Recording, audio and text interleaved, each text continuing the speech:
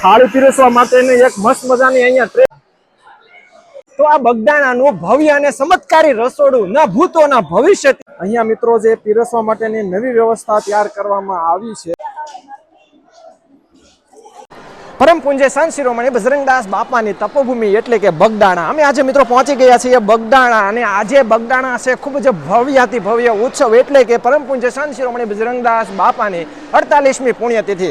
વિશ્વ પ્રસિદ્ધ સૌથી મોટું રસોડું જ્યાં લાખો માણસો પ્રતિદિન પ્રસાદ ગ્રહણ કરે છે, એવા જ ભવ્ય રસોડાના આજે હું તમને દર્શન કરાવવા જઈ રહ્યા છું. અને આ છે એક ચમત્કારી રસોડું જ્યાં ક્યારેય કોઈ રસોઈ ખૂટતી નથી, ઓછી પડતી નથી, કે ક્યારેય આ રસોઈ ખાવાથી કોઈને કાંઈ પણ મુશ્કેલી થતી નથી. નમસ્કાર મિત્રો, હું સંજય દવે, ગુજ્જુ સંજયમાં તમામ મિત્રોનું ફરીથી એકવાર સ્વાગત કરું છું. તો આ તમામ વિગતો વિશે જાણવા માટે આ વિડીયોમાં મારી સાથે છેલ્લે સુધી જોડાયેલા રહો. તો ગુજ્જુ સંજય ઇઝ ઓન. બાપાની પુણ્યતિથિ નિમિત્તે જ્યારે લાખો શ્રદ્ધાળુઓ દેશ વિદેશમાંથી આવવાના હોય તો તેના પ્રસાદ માટે અહીંયા તમે જોઈ શકો છો મિત્રો કે કેટલી ક્વોન્ટિટીમાં બકાલાઓના ઢગલાઓ છે, જાણે કે કોઈ વાડીમાંથી તાજા ઉતારીને અહીંયા વેચવા માટે માર્કેટિંગ યાર્ડમાં ઢગલા કરી દેવામાં આવ્યા હોય. એટલું જ નહીં મિત્રો, ટમેટા છે, બટેટા છે, અને જેમ જેમ રાત્રિ થતી જશે અને રસોડાની તૈયારીઓ ધામધૂમથી આગળ વધતી જશે તેમ તેમ અહીંયા ટ્રેક્ટરો બકાલું ઠલવાતું જશે. સામે તમે જોઈ શકો છો કે મહાકાય કોટિયા જેની અંદર બનાવવામાં આવે છે અલગ અલગ પ્રકારની રસોઈ. તો અહીંયા મિત્રો હું ખૂબ જ આતુર છું આ ચમત્કારી રસોડાના દર્શન માટે. તો તમે પણ આ વિડીયો જો જોઈ રહ્યા છો તો જલ્દીથી કોમેન્ટમાં બાપા સીતારામ લખી દેજો. અને તમે ક્યારેય બગદાણા આવીને જો બાપાનો પ્રસાદ ગ્રહણ કર્યો હોય તો મને કોમેન્ટમાં જણાવજો કે આ પ્રસાદનો સ્વાદ તમને કેવો લાગ્યો. બાપા સીતારામ. આ ભવ્ય ઉત્સવ નિમિત્તે 4 થી 5 લાખ ભાવિ ભક્તો આવવાની સંભાવનાઓ છે. તો તેમની અગાઉ તૈયારીઓ પ્રસાદની હું તમને બતાવવા જઈ રહ્યો છું. જે અંદાજિત આ લાડુ છે ને આવા 2 રૂમ ભરેલા છે ખચાખચ. અને આ ભાઈ પ્રસાદના રૂમમાં અમે જે પ્રવેશ લીધો છે અને સુગંધ આવે છે ને કે એની તો કોઈ અમે વર્ણન જ ન કરી શકીએ. એ સાઈડ અહીંયા હું તમને એક બીજા લાડવાનો રૂમ છે એ બતાવી દઉં. તો એવા જ પ્રકાર અહીંયા ખૂબ જ ભવ્ય લાડુનો રૂમ છે. હવે આ લાડુ છે એ 1 દિવસમાં કે 2 દિવસમાં બનીને તૈયાર નથી થતા. આને બનાવવા માટે 5 થી 6 દિવસ અગાઉ તૈયારીઓ શરૂ કરી દેવામાં આવે છે. અહીં આપણી સાથે ભાવનગરનું મંડળ છે. તમે 11 તારીખ આસપાસ અહીંયા આવી જાઓ. 10 તારીખે આવ્યા છીએ અને 17 તારીખે જવાનું અમારું. 17 તારીખે? હા, 10 તારીખે અહીંયા આવી ગયા. બરોબર. ભાવનગર નું મંડળ સગનભાઈ રાજાભાઈ બાંભણિયા. બરોબર. તમારું ભાવનગર. બાપુની આપણે 48મી બાપાની પુણ્યતિથિ આવે છે, બરોબર છે. અત્યારે તો 50 થી 60 હજાર સ્વયંસેવકો કાયમી એની એ રીતે જે સેવા આપે. ટૂંકમાં આ જે અત્યારે જે ચૂરમાના લાડુ વાળા છે એ આપણા બગદાણા ગામના તમામ દેવસ્થાન, ટૂંકમાં માતાજી માંડી અને પીરદાદા સુધીના તમામ થાળ આપણે અહીંયા કાલે બાપાના આશ્રમેથી થાળ બધા મંદિરે ધરાશે. એ બેનો અત્યારે જે સેવામાં છે એ ચૂરમા લાડુ જેસર મંડળ છે, તમારું શું મંડળ છે? સાપડિયાળી મંડળ છે. 2 મંડળના સ્વયંસેવકો આપણે બેનું બાપાના થાળના લાડવા વાળા છે. તો એ બાપાને સૌની પ્રસાદી મળે એવી બાપા હવ આશીર્વાદ આપે. બાપા આજુબાજુના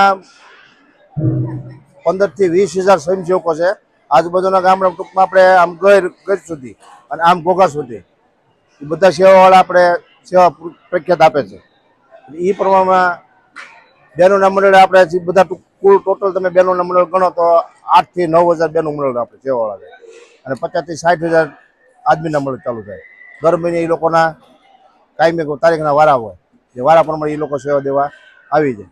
નગર સવારમાં 10 થી સાંજના 6 વાગે 6 વાગે આવે એ બાપાની પછી આરતી થાય. આરતી થાય પછી બાપાને શાળ ધરાય અને મહાપ્રસાદ આપણે ટૂંકમાં ચાલુ રહેશે. ભુજંગદાસ બાપા કી જય. બાપા જય જય સીતારામ, જય સીતારામ.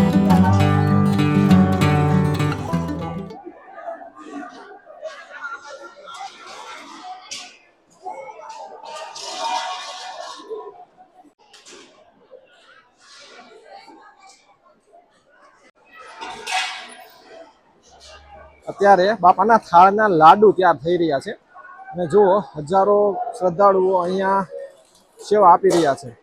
તો આ બગદાણાનું ભવ્ય અને ચમત્કારી રસોડું ન ભૂતો ન ભવિષ્યથી જે તૈયાર થઈ રહ્યું છે એ જગ્યાએ એટલે ભવ્ય રસોડા વિભાગમાં આપણે પહોંચી ગયા છીએ અને મારી પાછળ આપ જોઈ રહ્યા છો મિત્રો હજારો સ્વયંસેવકો બાપાની પુણ્યતિથિ નિમિત્તે જે અહીંયા શ્રદ્ધાળુઓ ભાવિ ભક્તો આવવાના છે તેમના પ્રસાદ માટેની તૈયારીઓ થઈ રહી છે પણ આ પ્રસાદ કેવી રીતે બને છે ખરેખર કેટલા માણસો અહીંયા મહેનત કરે છે અને અહીંયા આ બધી જ વ્યવસ્થા કેવી રીતે સુચારુ રીતે હાલે છે એવું તમને આજે બતાવવાનો છું તો સૌથી પહેલા મિત્રો અહીંયા તમે જુઓ કે ચણાનો લોટ છે ઘઉંનો લોટ છે અહીંયા અલગ અલગ કરિયાણું ગંધિયાણું છે આ પાછળની સાઈડ જે તમે જુઓ છો એ કોઠાર રૂમ છે અહીંયા આ ચણાનો લોટ તૈયાર થઈ રહ્યો છે બરોબર આ ચણાનો લોટ અહીંથી મસ્ત મજાનો તૈયાર થઈને ગાંઠિયા માટે જશે આ લોટ અહીંથી બંધાઈ જાય એટલે તેના સરસ મજાના ગુંડલા બને છે જુઓ આવી રીતે આ ગુંડલા બનશે પછી જુઓ આ એનો ફાઇનલ તૈયારી થઈ ગઈ છે આ ગુંડલાની આવી રીતે તૈયાર થઈ છે આ પહેલા અહીંયા આ પ્રકારે પિંડ બને છે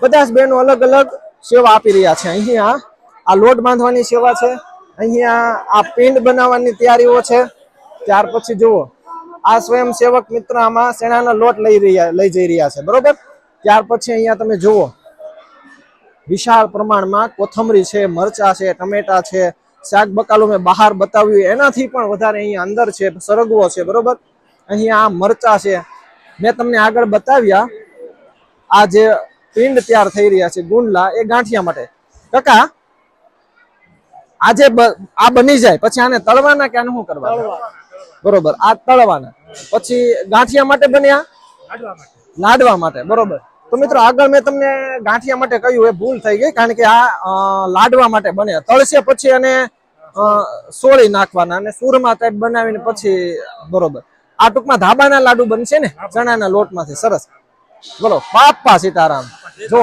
સીતારામ તમે ક્યાંથી આવો કાકા કોટડાથી કોટડાનું મંડળ છે કેટલા મિત્રો આવો તમે 40-50 જણાનું મંડળ છે કોટડાનું અને ખાસ તો મિત્રો આ લાડવા તૈયાર થાય છે શુદ્ધ અમૂલના ઘીમાં અને જો અહીંયા સ્વયંસેવકો ચૂલ ઉપર તાવડો ચડાવી રહ્યા છે તો હવે આગળ તમને જે ચૂરમાના લાડુ તૈયાર થઈ રહ્યા છે એ બતાવી દઉં અહીંયા ચૂરમાના લાડવા જુઓ તમે ખૂબ સરસ રીતે અહીંયા બની જાય છે અને પછી આવી રીતે હાથથી તેને બનાવવામાં આવે છે કોઈ મશીન નથી આવી રીતે માવડિયું બેનડિયું અહીંયા છેવા આપે છે જે ખૂબ સુંદર મજાના આ ચૂરમાના લાડુ બનાવે છે ચૂરમાના લાડુ બનાવ્યા પછી હજી ફાઇનલ ટચ નથી તેમાં સરસ મજાના કાજુ બદામ કિસમિસ ઉમેરવામાં આવે છે જુઓ સરસ મજાને અત્યારે ધૂન પણ શરૂ છે પણ હું જે તમને કહેવા જઈ રહ્યો છું તેને ખસખસમાં મસ્ત રીતે પટ આપવામાં આવે છે જુઓ અહીંયા ખસખસનો પટ આપવામાં આવે છે ખસખસના બી છે ને એમાં બરોબર બરોબર ક્યાંથી આવો તમે બગદાણાના છો આમાં જેસરના છે સરસ હાલો હવે આપણે આ રસોડાના વિભાગમાં થોડાક આગળ જઈએ તો હવે મિત્રો અહીંયા રસોડામાં છે સૌથી મહત્વની વસ્તુ એટલે કે દાળ શાક અને ભાત કેવી રીતે બને છે એ તમને બતાવી દઉં તો અહીંયા વરાળ દ્વારા ખૂબ સુંદર રીતે દાળ તૈયાર કરવામાં આવે છે અહીંયા આ જે કપાસની સાંઠી છે તેને ક્રશ કરીને અહીંયા જે અંદર સૂલ છે બરોબર એ ભઠ્ઠી બનાવવામાં આવી છે અને ભઠ્ઠીના દ્વારા અહીંયા દાળ શાક અને ભાત તૈયાર કરવામાં આવે છે તો અહીંયા સૌથી પહેલા આપણે જે ભાત બને છે દાળ બને છે એ જોઈએ તો અહીંયા બધા સ્વયંસેવક મિત્રો જુઓ અહીંયા મસ્ત સેવા ક્યાંનું મંડળ છે મિત્રો આપણું સાંજણા સરના સેવકો છે અને જુઓ આ ભઠ્ઠીની અંદર આ જે સાંઠી છે કપાસની તે અંદર ઉમેરવામાં આવે છે અને નીચે ખૂબ સુંદર રીતે વરાળ તૈયાર કરવામાં આવે છે અને પછી અહીંયા ઉપર તૈયાર થાય છે આપણી દાળ વાહ ભાઈ વાહ બોલો બાપા સીતારામ સીતારામ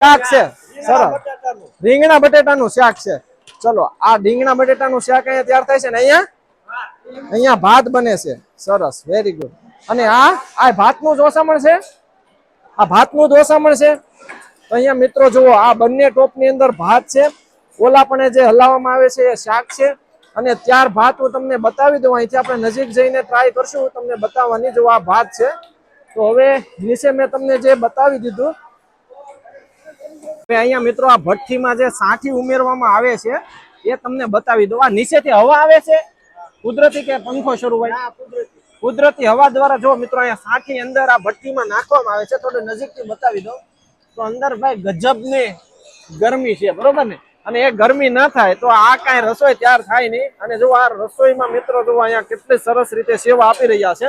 વાહ ભાઈ વાહ. જો આ બધા જ મિત્રો કેટલી સુંદર રીતે સેવા આપી રહ્યા છે. હવે આગળ મિત્રો આપણે જે ભાત અને શાક કેવી રીતે બને એ જોયું. હવે તમને દાળના વિશાળ કાય ટોપ બતાવી દઉં. અહીંયા દાળ માટે પાણી કમ્પ્લીટ અત્યારે ઉમેરી દેવામાં આવ્યું છે અને નીચે ભઠ્ઠી શરૂ કરશે એટલે ભઠ્ઠી શરૂ કર્યા બાદ દાળ બનવાની પ્રક્રિયા શરૂ થઈ જશે.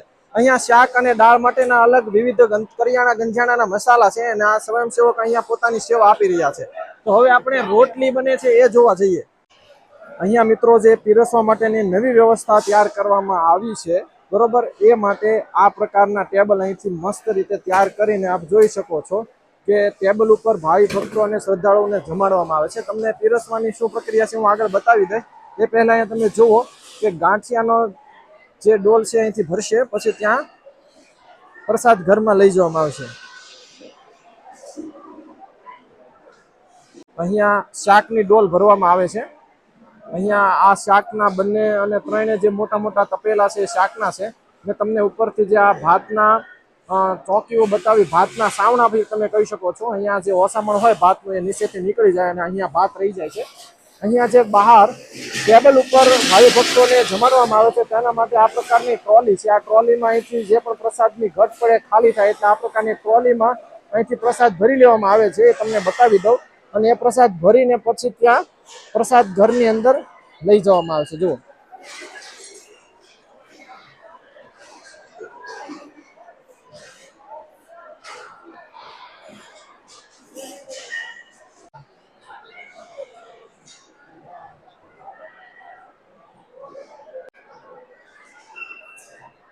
અહીંયા મિત્રો જુઓ સુંદર રીતે દાળ ભરાઈને તૈયાર કરવામાં આવે છે, જે પ્રસાદ રૂમમાં આગળ લઈ જવામાં આવે છે પ્રસાદ ઘરની અંદર.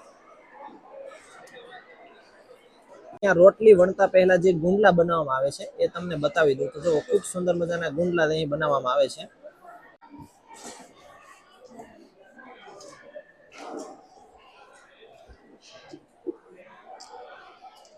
રોટલી કમ્પ્લીટ ચડી ગયા પછી હવે અહીંયા જે મિત્રો શુદ્ધ ઘીની અંદર ચોપડવામાં આવે છે એ તમને બતાવી રહ્યો છે હું.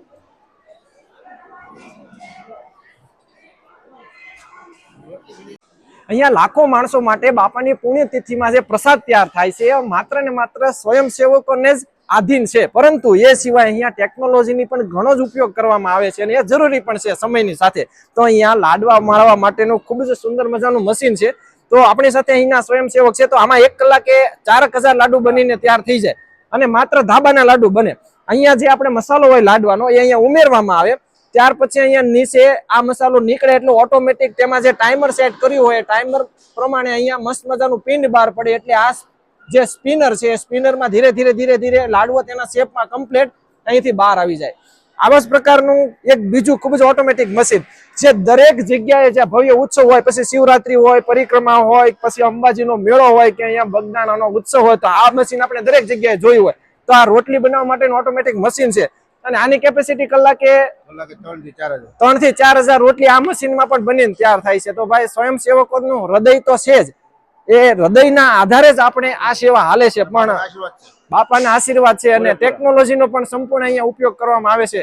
આગળ બહેનો જે લોટ બાંધી રહ્યા હતા, મુઠિયા બનાવી રહ્યા હતા, એ મુઠિયા અહીંયા આવી જાય છે ફાઇનલી. અને અહીંયા આવી ગયા પછી ખૂબ સુંદર મજાના શુદ્ધ અમૂલ ઘીની અંદર તેને તળવામાં આવે છે અને તળ્યા પછી આમાંથી શું બને છે? મસ્ત મજાના ધાબાના લાડુ. તો એ લાઈવ દ્રશ્યો આપણે જોઈ રહ્યા છીએ આ વિડીયોના માધ્યમથી. વાહ ભાઈ વાહ.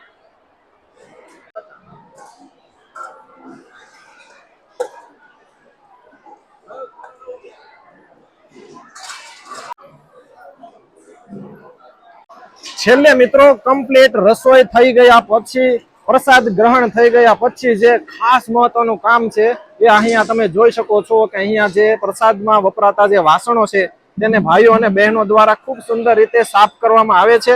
એ તમને હું અહીંથી બતાવી દઉં. રસોડા વિભાગમાંથી હવે મિત્રો આપણે આવી ગયા છીએ પ્રસાદ ઘરમાં. અને પ્રસાદ ઘરમાં જે નવી વ્યવસ્થા હાલમાં શરૂ કરવામાં આવી છે ટેબલ પર શ્રદ્ધાળુઓને જમાડવાની, એ હું તમને બતાવવા જઈ રહ્યો છું. કેવી રીતે શ્રદ્ધાળુઓ જમે છે તેને કેવી રીતે ઓટોમેટિક અલગ અલગ યંત્રો દ્વારા અને જે વિવિધ ટ્રેઓ છે તેમાં અલગ અલગ પ્રસાદ લઈને કેવી રીતે પીરસવામાં આવે છે મારી પાછળ છે થાળી પીરસવા માટેની એક મસ્ત મજાની અહીંયા ટ્રે જઈ રહી છે. રસોડા વિભાગમાંથી પ્રસાદ તૈયાર થઈ ગયા પછી અહીંયા આવી જાય છે પ્રસાદ ઘરની અંદર, જ્યાં હજારો અને લાખો શ્રદ્ધાળુઓ પ્રસાદ લઈ રહ્યા છે. તેને અહીંયા ખૂબ નવી વ્યવસ્થા પ્રમાણે ટેબલ ઉપર બેન્ચીસ ઉપર બેસાડીને જમાડવામાં આવે છે. તો ભોજનશાળામાં અહીંયા જે પ્રસાદ તૈયાર થઈ જાય છે એ આવી જાય છે. હવે કેવી રીતે પીરસવામાં આવે છે, ખાસ તો મિત્રો અહીંયા અલગ અલગ ટ્રે અને રેન્ક હોય છે.